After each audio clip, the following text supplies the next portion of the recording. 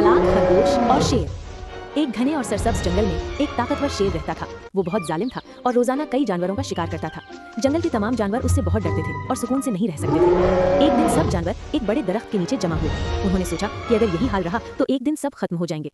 आखिरकार उन्होंने एक मंसूबा बनाया।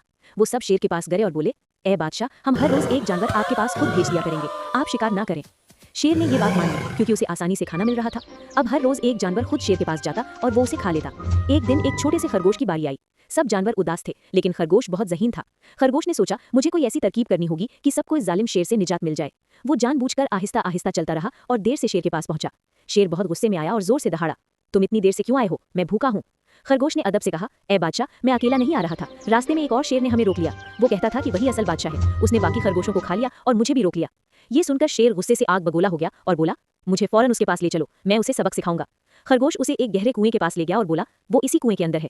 शेर ने कुएं में झांका तो उसे अपना ही अक्स नजर आया। उसने समझा कि ये दूसरा शेर है। उसने जोर से दहाड़ा तो कुएं में से भी वैसी ही आवाज आई। गुस्से में आकर शेर बगैर सोचे समझे कुएं में कूद गया और पानी में डूबकर मर गया।